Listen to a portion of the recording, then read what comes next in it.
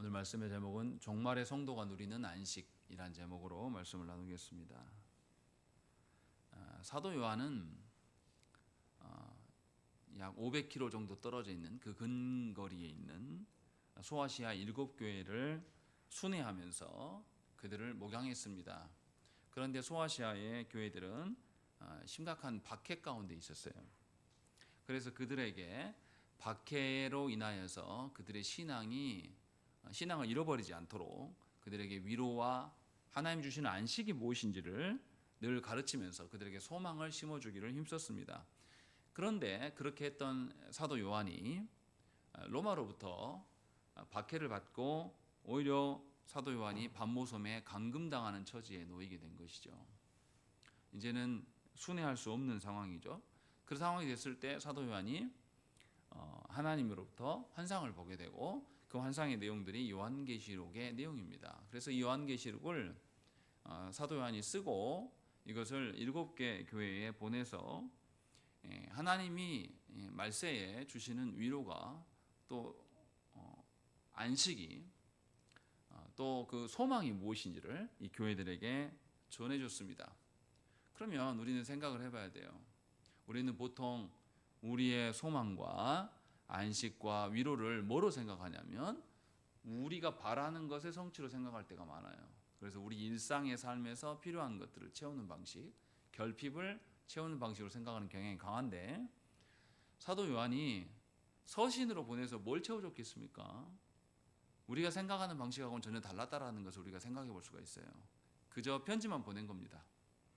더 쉽게 이야기하면 말씀으로 뭔가를 그들에게 주었다라는 거죠. 그래서 그들이 핍박 가운데 있으면서도 사도 요한의 편지로 인하여서 변질되지 아니하고 자신의 성도로서의 삶을 계속 성취해 나갔어요. 그래서 우리는 요한계시록의 말씀을 통하여서 핍박 가운데 있는 성도에게 핍박 가운데 있는 성도가 누릴 수 있는 그 안식이 무엇인지를 찾아볼 수가 있습니다. 그리고 이 핍박이라는 것이 우리가 생각하는 우리를 압제하고 우리를 결박하고 뭐 이런 식의 핍박으로만 생각할 수 있는데 성경에서 말씀하는 핍박은 그런 개념이 아니라 하나님의 질서대로 살지 못하게 하는 전반의 모든 것을 말하는 것입니다. 그 속에서 도대체 무슨 말씀을 주셨길래 이들이 이렇게 위로를 받고 살아갈 수 있었을까라는 것, 이것을 우리는 생각을 해봐야 돼요.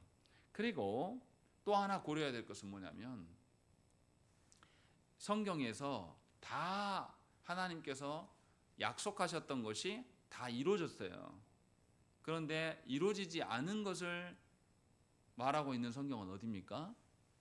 요한계시록이에요. 요한계시록만 앞으로 장래의 일들을 설명하고 있어요. 그러면 우리 입장에서 구약에서 하셨던 말씀이 신약에서 성취되었고 우리는 신약의 성도로서 이제 앞으로 되어질 일들, 요한계시록에서 주는 말씀이 우리가 바라볼 수 있고 그 말씀을 통하여서 하나님께서 우리를 어떻게 이끌어 가시는가를 지향해 볼 수 있는 말씀으로 볼 수가 있다는 것이고, 이것을 뒤집어서 생각하면 요한계시록의 말씀은 독자적으로 홀로 떨어져 있는 것이 아니라 창조 때부터 또 타락하여서 하나님께서 구원의 일을 성취하시는 일을 통하여서 이 모든 것들이 종합적으로 나오는 것이 요한계시록이다. 궁극적으로 우리를 창조하시고 다시 구원하셔서 우리에게 보이고자 하는 것이 요한계시록이 있다라는 것을 우리는 이해할 수 있다는 것이죠. 그러니까 요한계시록을 이해하려면 하나님이 창조 때부터 또 구원의 일들을 통하여서 전반적으로 뭘 지향해 가고 있는가라는 것을 추적해 볼 수가 있는 겁니다. 우리 그러지 않습니까? 초등학교 때 뭔가 이렇게 반드시 선을 그으려면 어떻게 하죠? 자를 대고 그래요. 근데 자가 짧아요. 근데 더 긴 거리를 하려면 우리가 어떻게 합니까? 점을 찍어요. 점을 이렇게 3개, 처음 점, 중간의 점, 이것을 쭉 연장해서 그어놓고 그 연장선 위에서 마지막 점을 생각한단 말이죠. 그러면 선이 어떻게 되죠? 일정하게 맥락을 같이 띄는 겁니다. 그러니까 성경에서 요한계시록을 창조부터 보지 않고 요한계시록만 덜렁 보면 우리가 보고자 하는 이상한 해석이 나타나는 거예요. 그런데 오늘 우리가 이야기하고 싶은 것은 우리가 계속해서 수요일마다 안식의 개념으로 계속 창조 때부터 설명해 왔습니다. 그 그 마지막에 이르러서 하나님께서 어떤 안식을 말하는가라는 것을 종합적으로 설명하는 것이 요한계시록의 말씀임을 우리는 기억해야 한다는 것입니다. 그러면 이제 하나씩 생각을 해보십시다. 제가 한 7개 정도 이제 설명할 텐데, 먼저 하나님께서 창조 때에 안식일을 제정하셨습니다. 그리고 그 안식을 주심으로 하나님의 다스림으로 말미암아서 모든 것이 이루어져 가는 것임을 알게 해 주셨어요. 그래서 그 하나님의 다스림의 연장으로서 하나님께서는 아담에게 피조 세계를 다스리도록 위임하셨습니다. 그러면 아담은 하나님의 질서대로 피조 세계가 돌아갈 수 있도록 그 일을 수행하면 됐어요. 그런데 아담은 하나님의 그 다스림의 권한을 가지고 자기가 왕되는 방식을 취했고, 결국 이 아담은 타락하게 되었고, 그래서 하나님께서 명령하시는 그 언약과 안식의 개념이 그들에게서 사라졌습니다. 그래서 하나님께서는 예수 그리스도를 통해서 다시 창조의 명령을 회복하십니다. 그래서 이 모든 것의 회복과 성취가 예수 안에 있다라는 것을 누가는 뭐라고 말하냐면, 누가복음 6장에서 안식일의 주인은 바로 예수 그리스도이시다라는 것을 우리에게 알려줍니다. 이것은 이건 겁니다. 구약에서 하셨던 것이 신약이 어떻게 연결되었는가를 지금 제가 아주 짧게 설명한 거예요. 창조 때의 다스림의 어떠함을 하나님께서 보여주셨는데 아담이 이것을 못해요. 그래서 하나님께서 신약에서 궁극적으로 예수께서 오셔서 아담의 다스리심을 예수 안에서 이루시겠다라는 것을 보여주고 있는 것이 구약과 신약에 연계되는 이야기다라는 것이에요. 그래서 사도 바울 선생은 에베소서 1장 10절 말씀에 하늘에 있는 것이나 땅에 있는 것이 다 그리스도 안에서 통일되게 하려 하심이다 라고 말씀하고 있는 겁니다.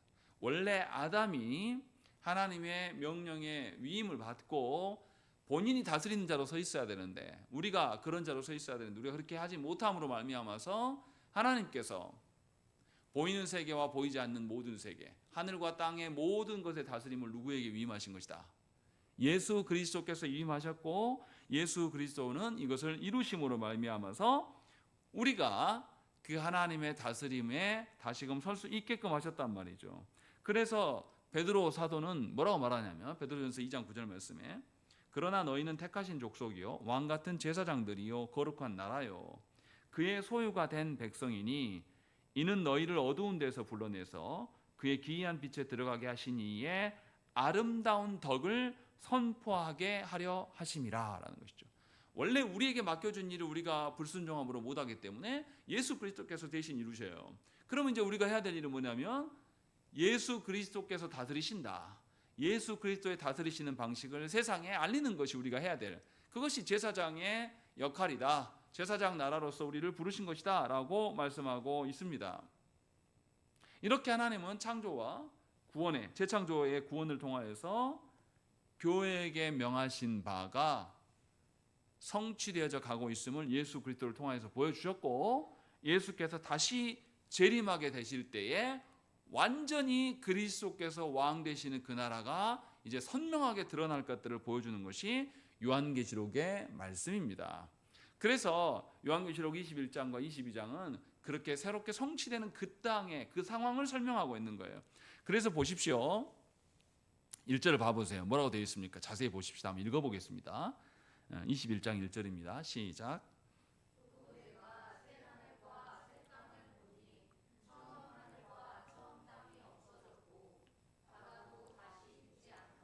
예, 처음 땅, 처음 바다, 이게 왜 없어졌냐면 타락함으로 말미암아, 아담과 하와가 타락함으로 말미암아서 이게 원래 질서가 다 무너져 내려서 하나님께서 예수 그리스도로 말미암아서 새롭게 하심을 설명해요. 그러니까 꼭 창조 기사처럼 설명한단 말이죠. 5절도 봐보십시오. 뭐라고 되어 있습니까? 읽겠습니다. 시작.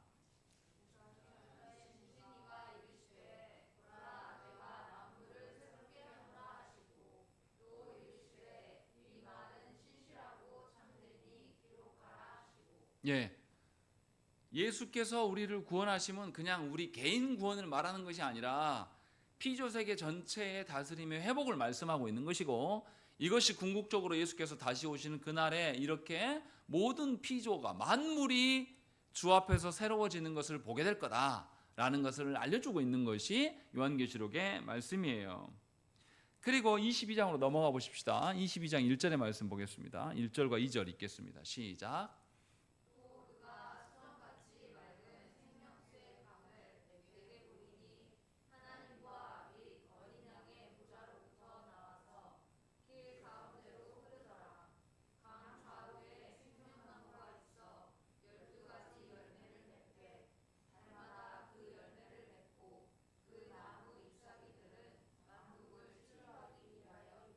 예, 여기서 보십시오. 22장 1절과 2절 말씀 어디 말씀이 생각나게 합니까? 에덴 동산에서 강이 흘러나와서 이것이 열방으로 흘러나간다라고 하는 거예요. 이 말이 뭡니까? 이것은 에스겔서에서도 나오는 말씀이에요. 성전으로부터 물이 흘러나와서 이 물이 만방에 흘러나간다라는 것은 예수 그리스도의 회복을, 예수 그리스도께서 회복하심으로 피조 세계가 전체가 회복되어지고 다스려질 것들을 말씀하고 있는 겁니다. 이것이 22장에서 그날에 예수님 다시 오심으로 그날에 이루게 될 것이다 라고 보여주고 있는 거예요. 마치 창조기사처럼 비슷하게 설명하고 있는 거예요.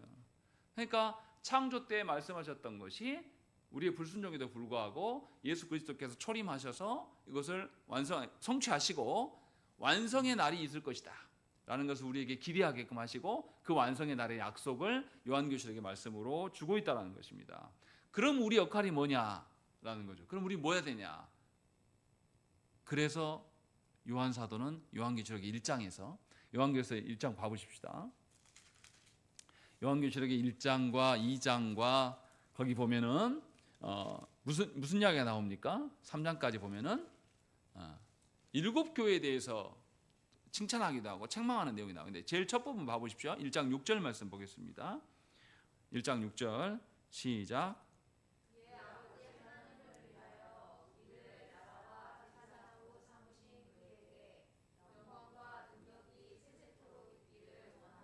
우리를 뭐로 삼으셨다고요? 우리를 나라와 제사장으로 삼으셨다. 그렇게 우리를 삼아주셔서 지금 우리가 존재하는 거다라고 말씀하고 있습니다. 그리고 5장 10절 말씀 보십시오. 비슷한 말씀이 또 써져 있어요. 5장 10절 말씀 읽겠습니다. 5장 10절 읽겠습니다. 시작.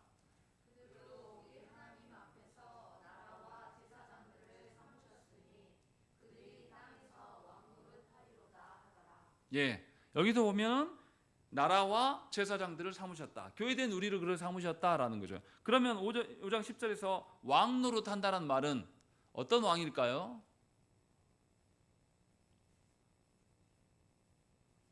하나님의 다스림을 우리가 할 수 없었어요. 우리가 불순종함으로 못했단 말이죠.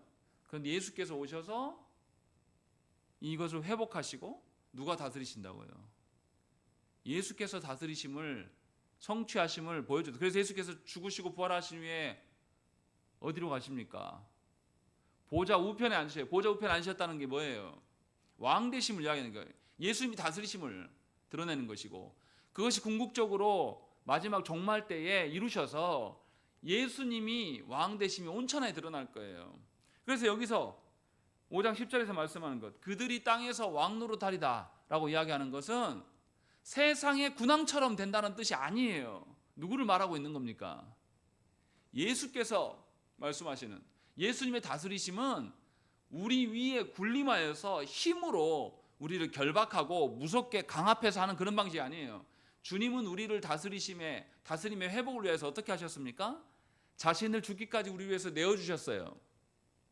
죽기까지 순종하심으로 말미암아서 자신의 모든 것을 쏟아내심으로 우리 왕 되셨단 말이죠.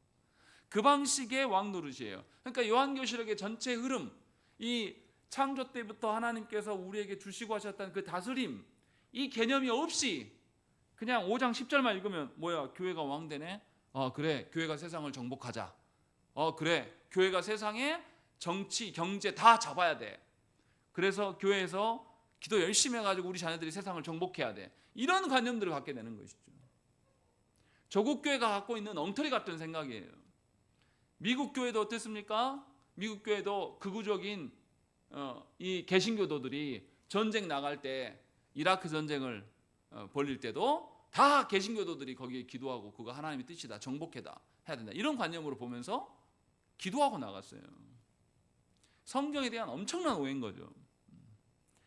지금 말씀하고 있는 것은 하나님께서 창조 때에 우리에게, 아담에게 이 피조세계를 다스리는, 누구의 다스림을 대신하는, 하나님의 다스리심을 대신하는 방식으로서의 이 땅에 하나님의 질서가 세워지라고 명령하신 거예요. 하나님은 우리를 다스리실 때에 생각을 해보십시오. 하나님 처음에 창조하실 때부터 우리를 어떻게 창조하셨습니까? 첫날에 우리를 창조해 놓으시면 우리 어떻게 돼요? 죽어요. 첫날에 창조해 놓으면 바로 죽어요, 우리. 그런데 우리에게 모든 것을 제공해 놓고 부족함이 없는 상황을 만들어 놓은 다음에 마지막에 우리를 창조하시고, 그리고 마지막에 나왔는데도 불구하고 마지막에 나온 우리에게 피조세계를 다스리라고 하나님 명령하신단 말이죠. 이게 하나님의 방식이에요. 우리 한국 사람이면 어떻습니까? 몇 년생이야? 그래? 내가 나이 한 살 더 많으니까 말 깔게, 편하게 할게 하면서 우리는 먼저 나온 놈이 장땡인 거. 이게 세상의 방식이에요. 그러나 하나님 그런 방식으로 다스리라고 하신 게 아니에요. 창조 때부터. 그것을 우리가 실패하였고, 그래서 예수께서 당신을 내어주시고 자신을 위하여서 모든 것을 희생하고 고난 당하심으로 왕 되셨단 말이죠. 그러니까 세상의 질서와는 전혀 다른 방식의 다스림을 회복시키시고, 요한계시록에서도 말씀하시는 것은 뭐냐면 그런 방식의 회복이 있게 될 것이고, 너희는 그러한 왕의 다스림을 전하는 제사장의 나라로서 너희 교회를 세워놨다 라고 말씀하고 있어요. 그럼 우리는 어떻게 해야 됩니까? 세상 속에서 주께서 우리를 다스리시는 그 방식으로 세상의 부족한 부분들을 우리가 채우고, 세상의 연약한 자들에게 우리의 것을 내어줌으로 말미암아서 하나님의 다스리시는 질서, 세상이 말하는 질서하고 전혀 다른 상반되는 질서가 교회로부터 흘러나와야 돼요. 그래서 에스겔에서도 이 하나님이 회복하실 성전에 대해서 막 물이 흘러나와서 세상을 다 덮게 될 것이다. 여기가 뭐냐면 하나님의 다스림으로 세상이 정복될 것들. 여기서 말하는 정복은 왕들, 군왕, 세상의 군왕들이 힘으로 정복한다 그런 뜻이 아니에요. 하나님이 보여주시는 새로운 질서, 힘의 논리, 힘센 놈이 장땡이 뭐 그런 논리가 아니라 오히려 있는 자가 없는 자들의 결핍을 채우는 그런 방식. 하나님이신 그분이 우리의 죄성과 우리의 모든 것을 해결하기 위해서 당신의 모든 것을 내어주셔서 우리를 채우시는 그 방식, 그 방식으로 우리에게 이루어질 것들을 보여주셨다는 것이죠. 그걸 완성을 이루겠다라고 우리에게 약속해 주신 거죠.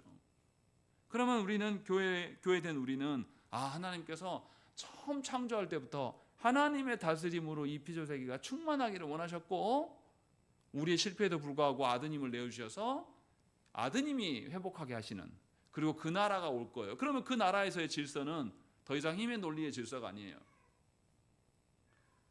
권력 중심의 질서일 수가 없어요. 하나님 나라는. 그런 나라를 맛보고 그런 나라를 아는 성도면 지금부터 헤게모니를 쥐는 방식으로 교회 생활을 할 리가 없어요. 그것은 하나님의 질서를 더럽히는 겁니다. 하나님의 교회라면 힘의 논리로 교회를 세워갈 수가 없어요. 그런데 우리가 속한 교회 보십시오. 우리가 속한 조국교회를 봐보십시오. 어떻습니까? 큰 교회가 말하면 법이에요. 또 교회에서도 먼저 나온 인간들이 장악해서 나는 이 교회 개척할 때부터 있었어 하면서 본인이 헤게모니 쥐는 것처럼 착각하고 있는 것이고, 이런 것이 우리 안에 팽배해요. 다시 말하면 요한계시록에서 말씀하시는 하나님께서 새 창조를 하나님께서 창조하셨는데 우리가 타락함으로 우리를 다시 새롭게 하심의 그 지향점을 교회가 모른다라는 거예요. 분명히 부름을 받고 새롭게 되었는데 그 지향점이 없는 상태예요. 조국교회를 보고 있으면. 우리도 마찬가지죠. 우리도 힘없는 것 때문에 고달파하는 거죠. 하나님 나라, 하나님의 다스리시는 방식을 세상 가운데 적용하고 세우는 일에 우리가 힘쓰는 그런 사람들이 아니라 세상의 방식이 우리 안에 없는 것에 대해서 슬퍼하는 거예요. 우리 안에 힘이 없고 우리 안에 재정이 없고 이런 방식으로서 하나님께서 모든 것의 주인이시는데 그 하나님으로부터 모든 것이 흘러나온다. 그러니까 나는 소유하지 않아도 된다. 하나님이 이루실 것이다 라는 생각들이 우리 안에 있고 그것을 드러내는 자로서 교회가 존재하며 살아간다면 힘 있는 자들이 교회를 압박한다고 해서 우리가 힘으로 한 걸 필요가 없어지는 거예요. 왜냐하면 그것은 하나님의 질서가 아니니까. 그러니까 교회가 국가가 교회를 핍박한다고 해서 교회가 같이 나가서 수대로 차를 대절해 가지고 가서 데모하는 방식으로 그것을 대응하는 것은 교회가 아닌 겁니다. 요한계시록에서는 그 말씀을 하고 있는 거예요. 그래서 새 창조에 대한 이야기를 자꾸 한단 말이에요. 21장과 22장에서도 하나님이 처음 창조하신 것들이 다시 그때 첫 하늘과 첫 땅이 없다, 새로워졌다 라고 이야기한단 말이죠. 그럼 우리는 이 땅의 질서대로 살아가면 안 돼요. 그러니까 우리 안에 힘의 논리가 작동되면 안 됩니다. 나는 이 교회 누구보다 내가 올해 먼저 왔어. 당신 신앙생활 몇 년 차야? 나 몇 년 차야? 있다고 소리를 하면 안 돼요. 성도가 아닙니다. 교회에서 살아가는 것이 아닌 거죠. 그래서 우리는 세상의 힘의 논리로 우리를 군림하고 압제할 때 우리가 같이 휘말려 가지고 나 열심히 죽게 하나님께 봉사하고 해도 우리 교회를 알아주는 사람도 없고 나를 알아주는 사람도 없고 이런 방식의 논리를 펴는 것은 교회로 고민하는 게 아닙니다. 이미 본인이 교회가 아닌 상태예요. 그 상태에 고민을 하고 있다라는 것이죠. 이것이 사도 요한이 우리에게 말씀하고 있는 거예요. 하나님이 궁극적으로 이루시는 그 나라가 거기에서 이루어지는 새 하늘과 새 땅이 어떤 상태인가 라는 것을 우리에게 보여주는 것입니다. 그리고 두 번째 생각해야 될 게 뭐냐면 하나님께서 창조 때부터 하나님의 다스리심을 온전히 누리게 하기 위해서 안식일을 제정하셨습니다. 그런데 인류가 타락해요. 그러자 하나님께서는 아브라함의 계열을 택하셔서 언약 백성 삼아주시고 그들에게 안식일을 지킬 것, 안식년과 절기를 지켜서 성회로 모이라고 안식을 계속 유지하라고 하나님 명령하십니다. 그리고 그 안식의 준수는 구약에서 계속 안식일을 지키라고 했는데 사람들이 어떻게 됩니까? 뭐에만 집착해요? 안식일에 하나님의 다스리심을 보는 거, 하나님의 안식을 보는 게 원래 목적인데 사람들이 뭐만 생각해요? 이제 안식일만 지키면 된다고 생각하는 거예요. 그 생각에 빠진 거죠. 그래서 그 안식일을 예수께서 오심으로 말미암아서 뭐로 바꿉니까? 아니 신약 백성들은 뭘 지킵니까? 주일이에요. 주일. 주일이 주의 날 이런 뜻이에요. 주님의 날이라는 뜻이에요.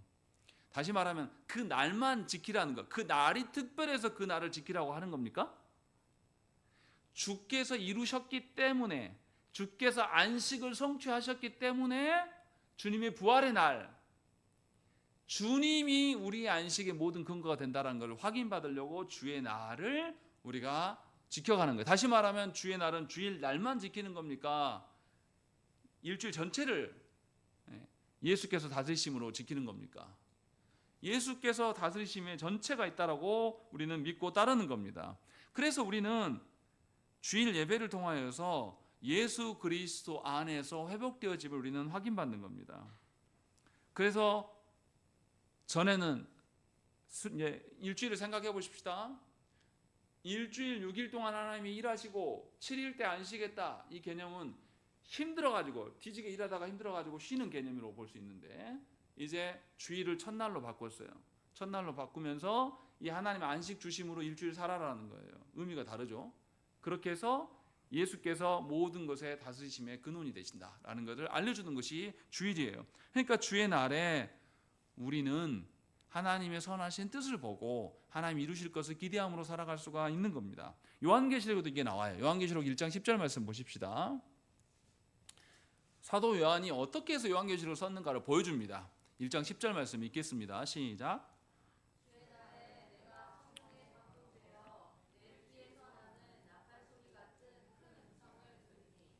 사도 요한이 언제 환상을 봤다고요? 주의 날에, 주일날 사도 요한이 하나님으로부터의 계시를 성령께 감동되어서 이 계시를 받아들이고 받아본 바가 나타난 것이 요한계시록의 말씀이다 라고 이야기를 하는 거예요. 그러니까 사도 요한도 주일을 온전하게 하나님 앞에 안식을 누리는 주일을 보냈기에 그것에 근거하여서 하나님의 뜻을 보게 된 것이고, 그 하나님의 뜻을 본 것이 자기에게만 있는 일이 아니라 모든 일곱 교회에게도, 소아시아에 있는 흩어진 일곱 교회에도 동일한 주일에 주시는, 주일의 주인 되시는 예수 그리스도로 말미암아서 우리는 하나님의 뜻을 보게 되는 그것을 우리에게 보여주고 있는 거예요.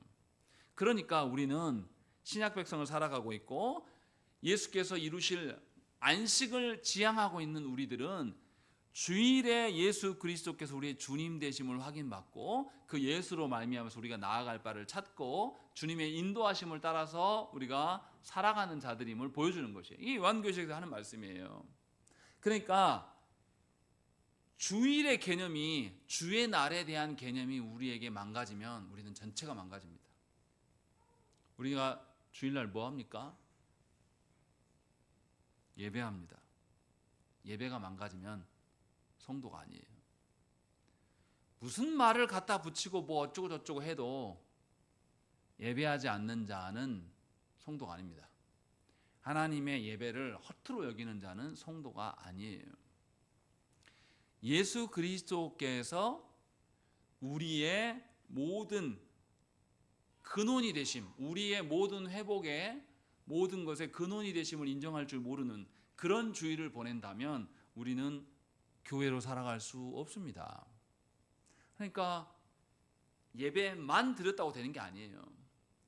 주님이 우리의 주인 되시는, 우리의 일상의 모든 영역의 주인 되심을 인정하는 자로서 살아가야 돼. 그것의 시작이 주일 가운데 있다, 주의 날의 인정 가운데 있다라고 말하고 있는 것이에요. 요한계시록에서 그 이야기를 우리에게 알려줍니다.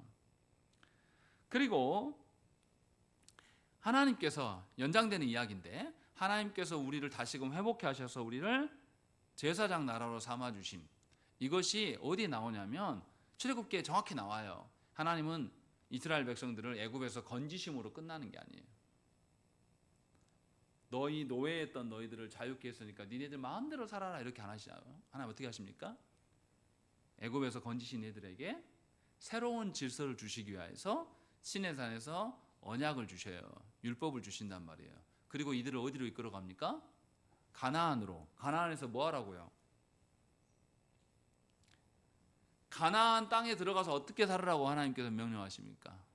세상에 없는 방식, 예를 들어서 뭐 희년 제도라든지 고엘 제도라든지 뭐 다른 방식, 세상은 그렇게 안 하거든요.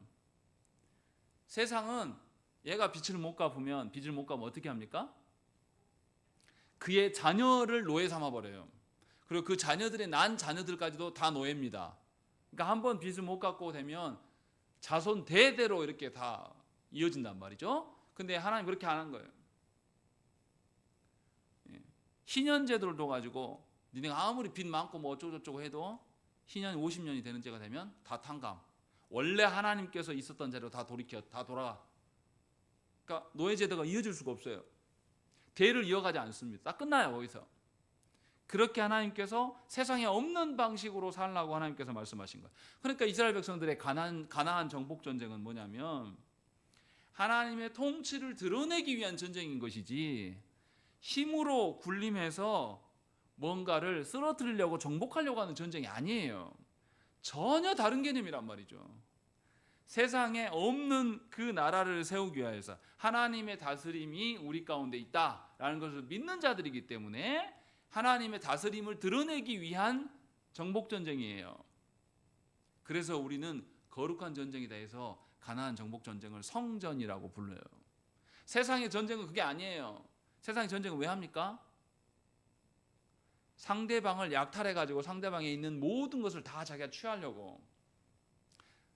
지금 현대전은 덜하지만 예전에 고대 전쟁들 어떻게 합니까? 상대방을 이기면 사람까지도 다 내 거예요. 그러지 않습니까? 현대전도 악랄한 놈들 어떻게 합니까? 최근에 우크라이나하고 러시아하고 이렇게 전쟁하는데 다른 나라 용병이 투입돼 가지고 상대방을 붙잡았어요. 근데 러시아 말을 잘 못해. 조금 아는 말로 해주고 붙잡아가지고 와서 결박하고 난 다음에 몸 수색해서 담배를 나오니까 자기도 한 대 피고 적군이잖아요. 담배를 물려주면서 나 너 안 죽일 테니까 담배 피고 편히 쉬고 있어. 너 포로다 하는 영상이 나왔어요. 금방까지 금방 전투하기 전까지는 서로 죽이고 있는 상태였어요. 근데 우리가 이겼어요. 내 전우도 다치고 죽었단 말이죠. 그럼 우리 같으면 어떻습니까? 이 개 XX에 하면서 바로 죽일 거 아니에요. 거기서 그냥 드르륵 갈겨도 뭐라 안 할 거란 말이죠. 다 악에 차 있으니까. 근데 그렇게 하는 게 아니라 나는 용병이고 내가 러시아 말 하는 게 별로 안 되니까 차분히 릴렉스 해라. 그리고 붙여놓고 담배를 주면서 쉬어라. 이제 너 안전해. 안 죽어. 너 포로도 안 죽일 거야 라고 말하면서 하는 그런 영상이 저는 그거 보고 너무 감동했어요. 아, 전쟁 때 적이었지만 붙잡히면 사람 대접해 주는 거예요. 그럼 기다리는 겁니다. 하나님께서 원래 말씀하신 나라가 그런 나라예요. 가나안 정복중도 그런 개념으로 하나님 말씀하신 것이죠. 그러면 우리는 이런 것을 기대해야 돼요.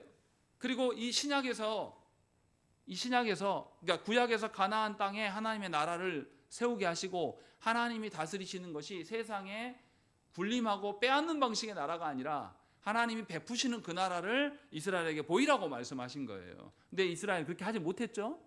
그래서 하나님께서 신약에서 어떻게 하십니까? 이 하나님 나라가 이 땅에 오게 된 것들을 보여주는 사건이 있어요. 그것이 뭐냐면 오순절 성령 강림 사건입니다. 성령께서 오셔서 사람들에게 무슨 일이 벌어집니까? 각 나라에서 온 사람들이 다 자기 나라 말로 하나님 나라의 복음을 들어요.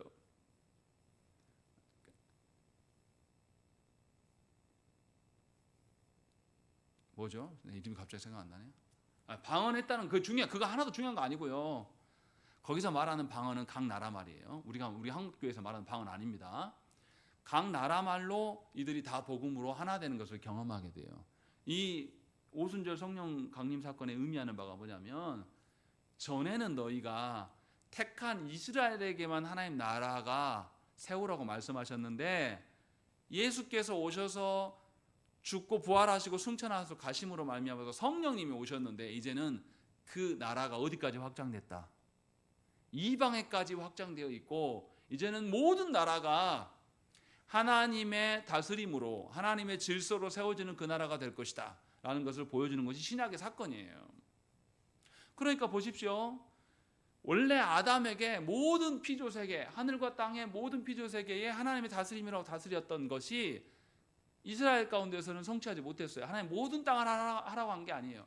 가나안 땅에서 하나님의 나라가 되게끔 하라고 하셨는데 이스라엘이 이걸 못 지킨단 말이죠. 그래서 하나님께서 예수 그리스도로 말미암아서 승천하시고 성령께서 오심으로 말미암아서 이것이 확장되어 있는 것을 보여주는 것, 성취되었다라는 것을 보여주는 사건으로 오순절 성령 강림의 사건이 있는 겁니다. 그럼 우리는 알아들어야 돼요. 이제 하나님의 통치가 특정인 유대인들에게만 아니라 이방인인 우리에게도 열려져 있구나. 그렇게 새롭게 확장되어 있구나라는 걸 깨닫게 되는 것이죠. 이것을 요한계시록에서 그대로 받아요. 요한계시록 11장 15절 말씀 보겠습니다.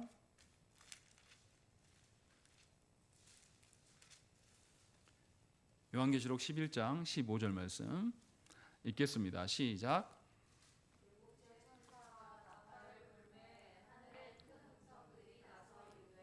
세상 나라가 우리 주와 그의 그리스도의 나라가 되어 그가 세세토록 왕노릇 하시리로다 하니 라고 되어 있습니다.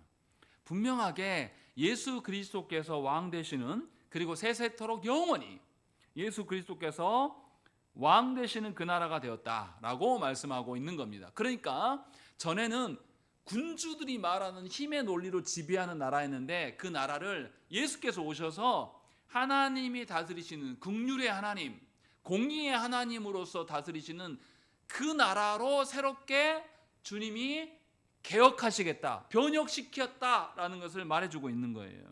그러면 우리는 교회는 어떻게 해야 되냐면 세상에 나아가서 세상의 힘의 논리로서 세상에 나아가는 게 아니라 교회는 하나님의 나라가 이제 곧 있으면 확장될 거야.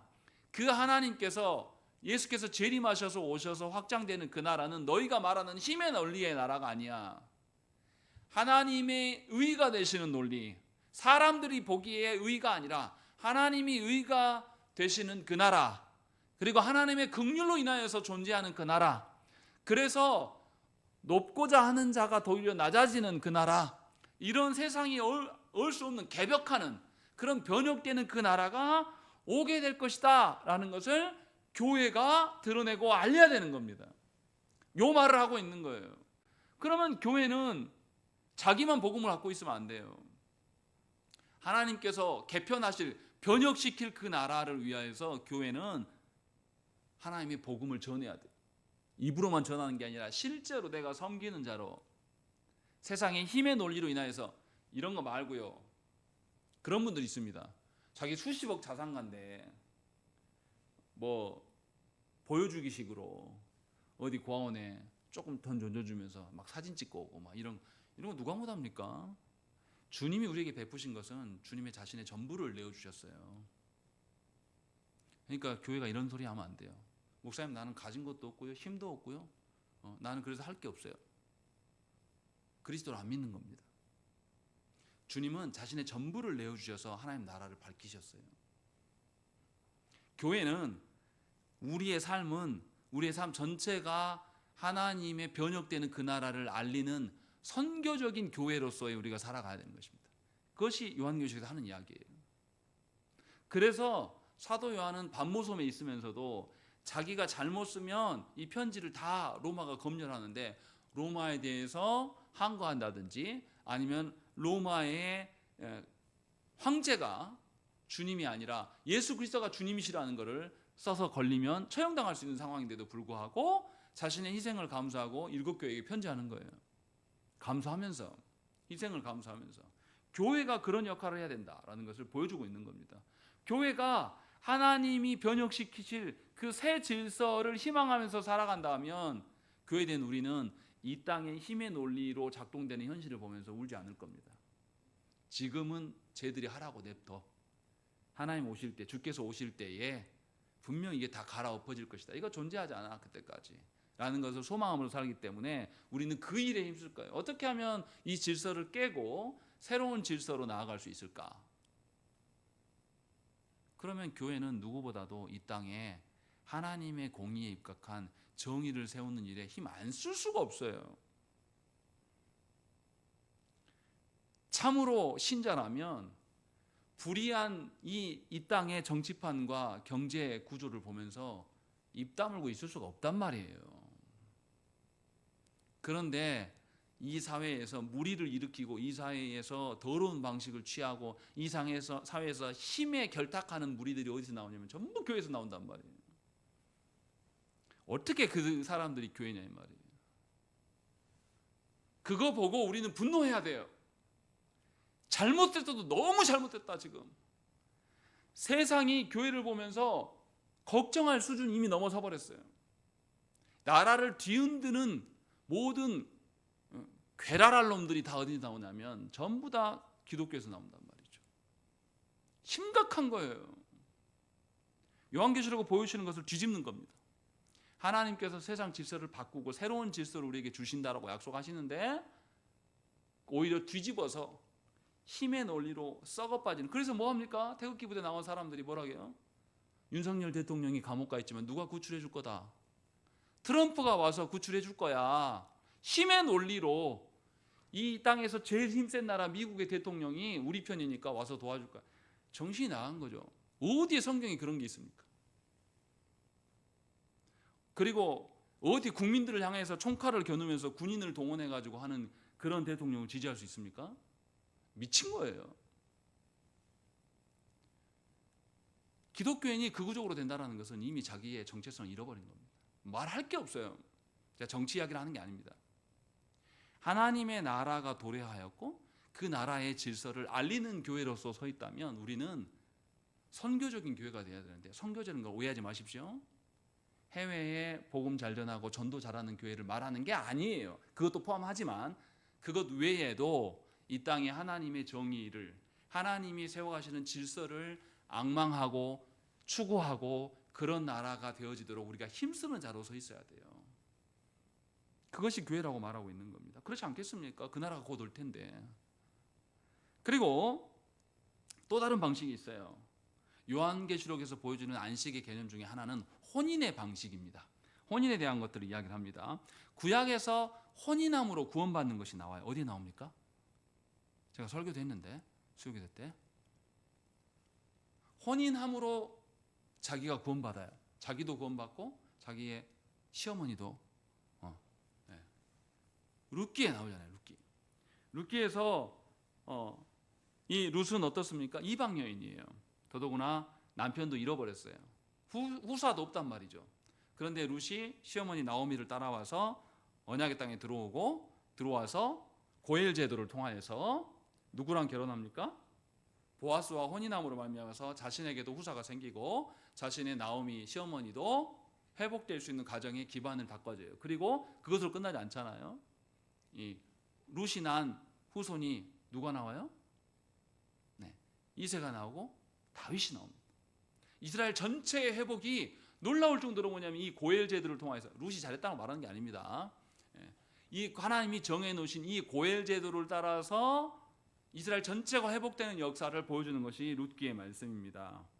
그래서 예수님이 구약에서 그렇게 말씀하셨는데 신약에서 예수님이 요한복음 4장에서 무슨 이야기합니까?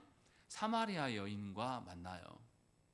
그리고 예수님이 막 하나님 나라를 이야기하시다가 이 사마리아 여인에게 뭐라고 합니까? 네 남편을 데려와라 라고 해요. 그러니까 여인이 뭐라고 합니까? 내 남편 없어요 딱 말하니까 네 말이 맞다. 왜 맞다고 합니까? 이 여인이 남편이 몇 명 있었어요? 6명. 지금까지 있었던 5도 네 남편이 진짜가 아니고 지금 있는 네 남편도 아니다 라고 이야기를 해요. 그러면 이 여인에게 진짜 남편은 누구라는 거예요? 예수 그리스도입니다. 그래서 사도 바울 선생이 에베소 5장에서 교회와 그리스도와 교회의 관계를 설명하면서 뭘로 설명합니까? 부부 관계로 설명을 해요. 남편과 아내가 어떻게 해야 될 것인지. 이런 식으로 신약에서도 뭐냐면 그리스도와 우리가, 교회된 우리가 혼인 관계를 맺을 때에 진정한 안식이 있음을 설명해 줘요. 그리고 요한계시록은 이것을 그대로 봤습니다. 요한계시록 21장 2절 말씀 보시겠습니다. 우리가 아까 읽었지만 다시 볼게요. 21장 2절 말씀 읽겠습니다. 시작.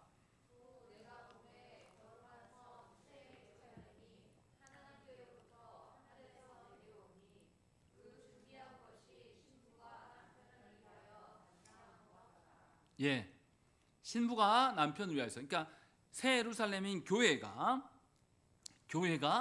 신부로서 서 있을 때에, 그리스도와 혼인하여 살아갈 때에 안식을 소망하면서 어떠한 핍박과 어떠한 멸시 가운데 있을지라도 남편 대신 그리스도와 함께 살아갈 수 있음을 설명해 주는 것이 요한계시록에서의 반영이에요. 이것은 구약에서부터 계속 해왔던 이야기의 종합인 것이죠.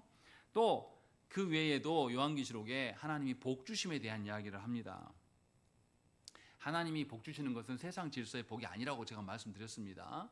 뭐 세상에 없는 희년이라든지 기업을 잇는 거, 아까 말한 고엘 제도와 같은 그런 특별한 제도를 통하여서 하나님께서 참다운 복락이 하나님으로부터 온다는 걸 알려줘요. 그래서 요한계시록에서 제가 여러 군데가 있으니까 제가 읽어드리겠습니다. 7가지가 나오는데요. 요한계시록 1장 3절 말씀에 예언의 말씀을 읽는 자와 듣는 자와 그 가운데 기록한 것을 지키는 자가 복이 있나니 때가 가까움이다 라고 되어 있는 거죠. 말씀을 읽고 듣고 지키는 자가 복이 있다 라고 말씀합니다. 또 요한계시록 14장 13절 말씀에 또 내가 들으니 하늘에서 음성이 나서 이르되 기록하라 지금 이후로 주 안에서 죽는 자들이 복이 있도다 하시매. 여기서 뭐냐면 주 안에서 죽는 자들, 주 안에서 죽는다는 의미가 뭡니까? 예수 믿다 죽는다 이 뜻입니까? 주 안에서 죽어요. 이게 뭔 말입니까? 옛사람, 내 옛사람이 주와 함께 죽는 걸 말하는 것이죠. 요한계시록 16장 15절에 보라 내가 도둑같이 오리니 누구든지 깨어 자기 옷을 지켜 벌거벗고 다니지 아니하며 자기의 부끄러움을 보이지 아니하는 자는 복이 있도다 라고 말씀합니다. 예수 그리스도 말미암아서 나의 옛사람이 죽었기 때문에 이제 주님의 정결한 신부로서 살아가기 위해서 죄와 싸우고 자기의 신앙의 온전함을 지켜나가는 자가 복이 있다라고 말씀하는 것이고, 요한계시록 19장 19절 말씀에 천사가 내게 말하기를 기록하라. 어린 양의 혼인잔치에 청함을 받은 자들이 복이 있도다 라는 것이죠. 우리를 하나님 나라의 백성으로, 일꾼으로 삼아 주셨어요. 그래서 우리가 그 하나님 나라의 잔치에 참여한 자들이어서, 이 잔치에 참여한 사람은 어떻게 들어와야 됩니까? 예수님이 비유하신 말씀으로 보면 예수님이 아무나 처음에는 오라고 하는데 안 와요. 다 장가 가야 되고 내가 뭐 해야 되고 해서 못 온다고 그래요. 그러니까 임금이 어떻게 합니까? 나가서 아무나 다 불러와. 그러니까 불러왔어요. 근데 임금이 뭐 합니까? 너는 왜 잔치에 합당한 옷을 입지 않겠냐 쫓아내버립니다. 하나님께서 우리를 부르신 것, 하나님의 그 나라의 어린 양과의 혼인잔치에 우리를 불러내시면 우리는 신부답게 하나님 앞에서 하나님이 명하신 방편대로 살아가는 거예요. 그게 불편한 것이 되어서 아니에요. 그 잔치의 기쁨에 함께 참여하기 위함이에요. 그것을 요한계시록에도 이야기하는 것이고, 요한계시록 20장 6절 말씀에 이 첫째 부활에 참여하는 자들은 복이 있고 거룩하도다. 첫째 부활에 참여한 것은 예수 그리스도의 부활하심에 함께 참여함으로 우리가 옛사람이 죽고 새 사람으로 살아가는 것을 말하는 것이고, 요한계시록 22장 7절 말씀에 보라 내가 속히 오리니 이 두루마리의 예언의 말씀을 지키는 자는 복이 있으리라. 아까 했던 말씀과 겹치는 말씀입니다. 말씀을 지켜라. 듣고 깨닫는 것이 아니라 지킬 것에 대한 이야기. 또 22장 14절 말씀에 자기 두루마기를 빠는 자들은 복이 있으니 이는 그들이 생명나무에 나아가며 문들을 통하여 성에 들어갈 권세를 받으려 함이로다. 하나님의 말씀대로 자기 자신을 비추어서 회개하는 것들에 대한 이야기를 하고 있는 것이죠. 이렇게 하나님께서는 종말을 향해 가고 있는 우리들에게 하나님의 안식 안에, 하나님의 복 안에 살아갈 수 있는 방편들을 많이 열어놓으셨어요. 그냥 막 던지는 게 아니라 이미 그것을 주고 있고 그 안에 살라고 말씀하신 것이고, 또 하나님께서 구약 백성들에게 만나주시기 위해서 당신의 임재를 확인하려고 성막을 지으라고 하셨지 않습니까? 그렇게 성막을 지어서 하나님 만나주셨어요. 그런데 이스라엘이 나중에 타락해서 어떻게 합니까? 하나님을 중시합니까? 성전을 중시합니까? 성전만 중요시해요. 하나님 필요 없어요. 성전만 우상 삼는다는 거죠. 그러게 되니까 예수께서 오셔서 어떻게 하십니까? 내가 저 성전을 헐어버리고 3일 만에 새 성전을 만들겠다라고 말씀하죠. 그 새 성전이 누굽니까? 예수 그리스도입니다. 그리고 거기서 끝나지 않아요. 누구 보고 성전 되게 하십니까? 우리를 어떻게 해요? 우리 안에 성령 하나님이 내주하심으로 말미암아서, 원래 성전이 누가 임재하는 곳입니까? 하나님이 임재하시는 곳이에요. 그런데 성령 하나님께서 우리 가운데 임재하셔서 우리가 새 성전으로 살게끔 하심으로 길을 열어주셨어요. 그래서 요한복음을 이것이 똑같이 봤습니다. 요한계시록 7장 17절 말씀 보겠습니다. 요한계시록 7장 17절 말씀 읽겠습니다.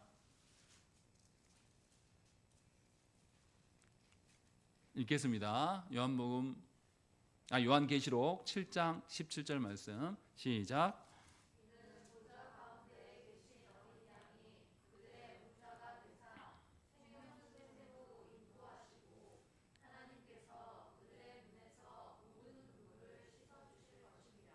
예, 분명하게 보좌 가운데 계신 어린 양이 목자가 되어주셔서 그들과 함께 인도하신다라는 것. 아까 우리가 읽었던 요한계시록 22장 1절 말씀에서도 또 그가 수정같이 맑은 생명수의 강을 내게 보이니 하나님과 및 어린 양의 보좌로부터 나와서 라고 되어 있습니다.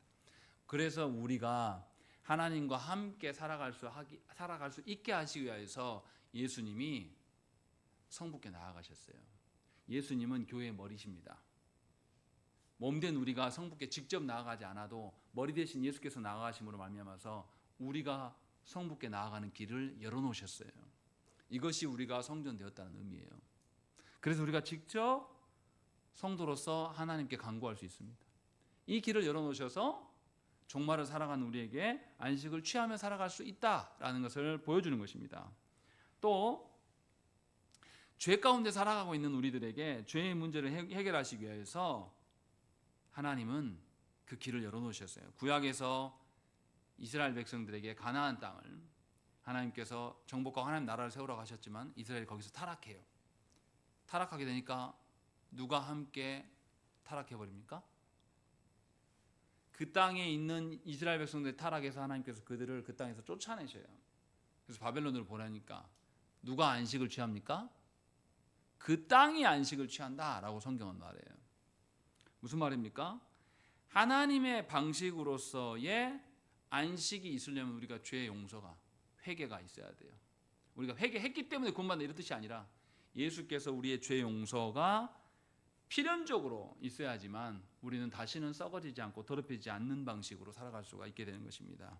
그래서 베드로전서에서도 썩지 않고 더럽지 않고 쇠하지 아니하는 유업을 있게 하신다. 그래서 새 하늘과 새 땅을 바라보게 하신다.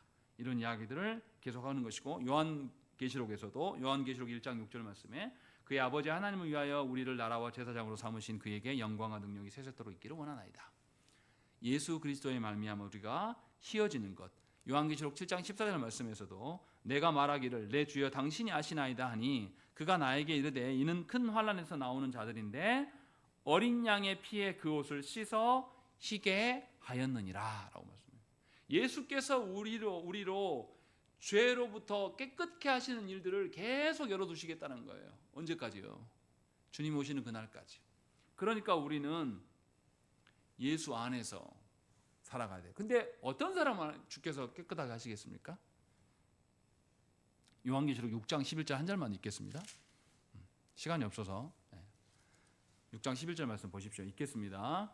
시작.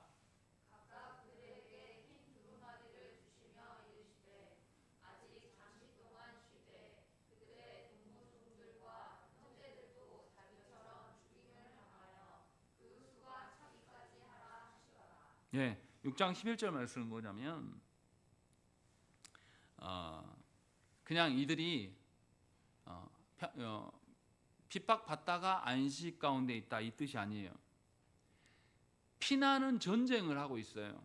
그리고 승리한 후에 누리는 안식의 상황을 설명해요.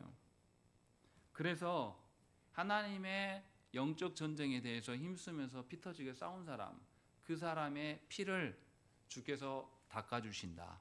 주께서 깨끗하게 하신다라고 말씀하고 있는 겁니다. 무슨 말입니까? 죄 용서는 하나님 나라를 위하여서 힘쓰고 애쓰는 자들에게 주어지시는 하나님의 은혜예요. 교회는 죄와 싸우는 자로서 서 있어야지 우리가 죄와 싸우다가 우리에게 죄가 묻어날지라도 예수께서 이것을 깨끗게 하십니다. 이 이야기를 요한계시록에서 계속합니다.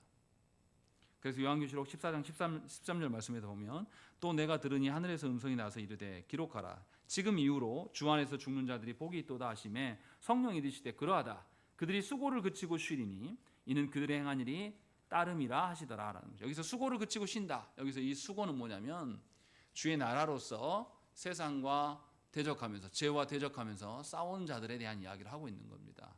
이렇게 해서 그럼 이들이 뭘로 싸우겠습니까? 우리가 죄와 싸울 때 뭘로 싸워요? 우리는 하나님의 말씀으로 싸웁니다. 다르게 싸울 수 있는 방편이 없어요. 그 방편으로 했을 때에 우리를 주께서 깨끗하게 하시겠다고 하시는 거죠. 근데 이제 생각을 해보십시다. 우리가 지금 죽어요. 그럼 우리가 어떤 상태가 됩니까?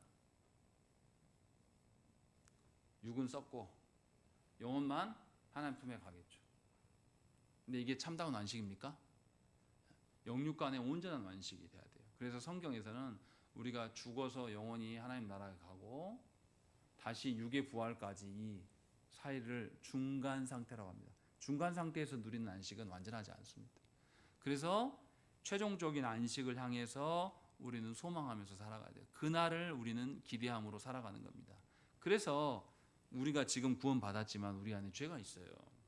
그러나 이 죄와 싸우고 분투하는 자들을 주께서 아시고 우리의 더러움을 주께서 친히 씻어주시고 우리를 인도하심으로 말미암아서 이것의 모든 것들을 완성의 날로 우리를 이끄시겠다고 말씀하시는 겁니다. 그래서 우리의 궁극적인 안식이 예수 그리스도로 말미암아 이루어지는 것을 요한계시록은 이렇게 설명하고 있습니다. 정리하면 우리는 기억해야 돼요. 요한계시록의 말씀은 창세기부터 창조 때, 아니 그 전에 하나님께서 우리를 예정하셨을 때부터 이 일들을 종합해서 말씀하고 있는 거예요. 그 모든 종합의 총판이 누구냐면 어린 양 대신 예수 그리스도시라고 말씀하고 있는 거예요. 무턱대고 말하는 게 아니에요. 무조건 밑도 끝도 없이 뭐 하다가 갑자기 무조건 예수 그리스도로 가라 이 뜻이 아닙니다. 주께서 우리에게 이루신 하나님의 다스림의 측면도, 하나님의 회복의 측면도, 우리가 하나님 나라의 백성으로서 또 신부로서 살아가는 측면도, 그리고 또 죄와 싸우면서 죄에 속하지 않는 방법에 있어서도 모든 방식으로, 또 그리고 그 속에서 우리는 하나님의 질서를 세상에 소개하는 자로서, 하나님의 공의를 이 땅 가운데 드러내는 자로서, 하나님 이 땅의 정의를 외치는 자로서 하나님께서 우리를 세우셨다는 것입니다. 이 모든 것을 주의 날, 주님이 주인 되시는 것을 인정하며 회복할 수 있는 기회로서 주의 날로 주셔서 우리에게 살게 하셨어요. 주의 날 중에서 우리의 무기인 말씀을 주시고, 또 예배 가운데 뭘 주십니까? 우리가 주와 하나 되어 있다, 연합되어 있다는 걸 확인시켜 주는 것, 주의 만찬입니다. 주님의 말씀, 무기인 주님의 말씀과 주의 만찬을 통하여서 우리가 유월절의 어린 양의 그 핏값과 살이 무엇인지를 알게 해서 하나 되게 하시는 것. 그래서 요한계시록에도 보면은 어린 양에 대한 이야기가 계속 나오는 거죠. 어린 양의 혼인잔치에 우리를 초대하셨다. 근데 이 일을 언제부터 지금 우리 맛보고 있는 겁니까? 주의 날에 말씀과 성찬이 있는 예배를 통하여서 우리를 하나님께서 인도하신다는 것입니다. 그러니 우리에게 주어진 것이 얼마나 값진 것인지를 알아야 돼요. 뒤집어서 생각하면 주께서 이루실 그 완전한 성취의 그날을 주의 날에 이미 맛보게 하고 계세요. 그러니까 주께서 이루실 그 안식의 것들을 주의 날에 맛보지 못하는 성도는 가짜일 수 있습니다. 진짜라 할지라도 그 날의 영원한 안식, 완전한 안식을 주의 날에 미리 맛보게 하시고 맛본 자는 그 맛을 잊지 않아요. 그래서 살아가는 핍박과 멸시가 올 또 넘어질지언정 스스로 하나님 배반하지는 않습니다. 그렇게 우리를 지키신다고 성경은 말씀하고 있어요. 그러니 우리는 하나님이 우리에게 주시는 주의 날, 주님이 주인 되시는 그날, 우리가 우리를 우리 되게 하는 게 아니라 예수 그리스도께서 우리를 하나님의 일원 되게 하시는 그 일에 힘쓰는 것이 우리 안에 주어져 있어요. 그게 주의 날이고, 예배를 통하여서 주의 말씀과 주의 성찬이 우리에게 주어지고 있는 것입니다. 얼마나 복된 일입니까? 그래서 이미 영원한 안식을 우리 가운데 맛보게 하고 연습케 하는 것이 교회로서 살아가는 것입니다. 그것을 우리에게 주신 거예요. 그러니까 여러분들이 일상을 살아가든 예배 생활을 하든 주의 성찬에, 주의 만찬에 참여해서 교제하든 다 완성의 날에 대한 연습이에요. 그러니까 우리가 뭘 위해서 기도해야 되겠습니까? 하나님이 주시는 주의 날과 예배를 통하여서 드러나는 영원한 안식을 맛보게 해달라고 기도해야 됩니다. 그리고 그 맛을 잃지 않게 살아가게, 그리고 그 맛에 대한 갈망이 우리 안에 늘 있기를. 그래서 하나님의 안식을 맛보는 사람은 하나님이 쉬지 않고 일하심을 정확히 합니다. 하나님의 안식을 맛보며 살아가는 자들은 우리가 무엇을 추구하고 무엇을 이루어야 될지를 잘 알게 되고, 그렇게 아는 자는 우리 자녀들에게도 하나님 나라를 소개할 수 있고 우리 자녀에게 어떤 방식으로 살아가야 될 것을 권면할 수가 있게 되는 것입니다. 우리 함께 기도하시겠습니다.